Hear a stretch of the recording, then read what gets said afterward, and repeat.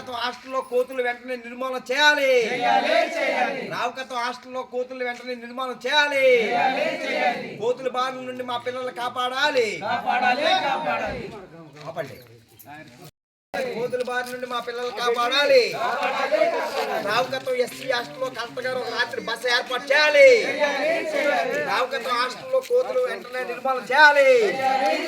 హాస్టల్లో భారీ చెట్లు వెంటనే తొలగించాలి.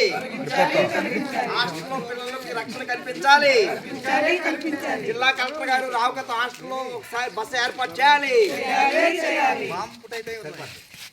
అలాగుండు నువ్వు మాట్లాడాలా ఒకసారి చూడు సరిపోతుంది.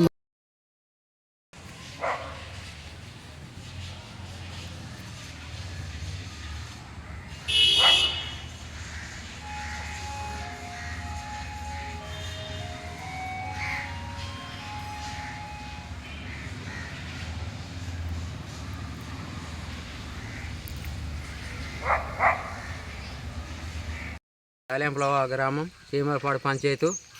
అంతే ఇప్పుడు రాయికాతంలో మరి కోతులు అనేది ఇద్దరు పిల్లలు కాటేశాయి.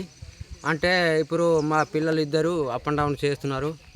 అంటే ఇప్పుడు అప్ అండ్ డౌన్ చేస్తున్నారు అంటే కోతులు భయానికి మరి బెదిరిపోయారు. మరి ఎన్ని టపాకాయలు అక్కడ పేల్చినా కోతులు వెళ్ళలేదు.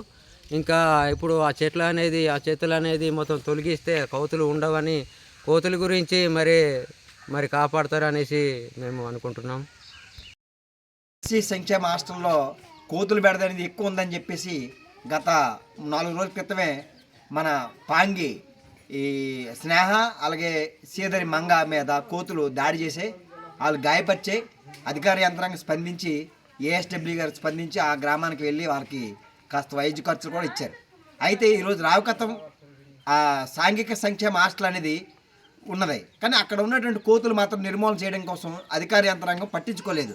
దీనివల్ల పిల్లలకి భయభ్రాంతులకు గురేవి తిరిగి ఇంట్లోకి వచ్చేసారు. మీరందరినీ కూడా మళ్ళీ ఇంట్లో చేర్చి మా హాస్టల్లో రండి అని చెప్పి చెప్పడం కోసం మేము మళ్ళీ అందరినీ ప్రయత్నం చేస్తాం.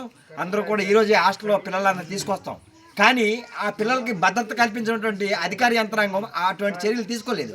ఈరోజు అభివృద్ధి పేరు మీద కొండలన్నీ క్వారీలు, నెలరాయి అలాగే మైనింగ్ గ్రానైట్ క్వారీలు మొత్తం అడవులు ధ్వంసం చేస్తే అడవులో ఉన్నటువంటి కోతులన్నీ కూడా ఈరోజు రావుకత్వం మండల కేంద్రంలో పడి చుట్టుపక్కల ఉన్నటువంటి బీసీ కాలనీలో కూడా 20 మంది 30 మంది వరకు కోతులు దాడి గురైనాయి. ఈ మధ్యకాలంలో రాయపాడు అలాగే పెదగారు గిరిజన అమ్మాయిలు కూడా ఆ దాడికి గురైనాయి. కనీసం ఇంతవరకు జిల్లా యంత్రాంగం జిల్లా కలెక్టర్ గారు ఇప్పటికీ కూడా స్పందించలేదు. స్పందించకపోవడం వల్ల ఈరోజు పిల్లలు భయభ్రాంతులు కూడా ఇంటికి వచ్చారు. ఇంటికాడ వస్తే చదువు రాదు కాబట్టి ఈరోజు మళ్ళీ అందరి పిల్లలు కూడా ఈరోజు హాస్టల్లో చేర్చి హాస్టల్లో ఉన్నటువంటి కోతుల నుంచి నిర్మూలన చేయాలని రెండోది. మూడోది ఏంటంటే కిటికీలు సక్రమంగా లేవు. అక్కడ ఉంటే హాస్టల్ శుభ్రంగా పెద్ద పెద్ద అడవిలా ఉన్నాయి. దీనికి కోతులు అలవాటు పడిపోయి అక్కడ తిట్టేస్తాయి.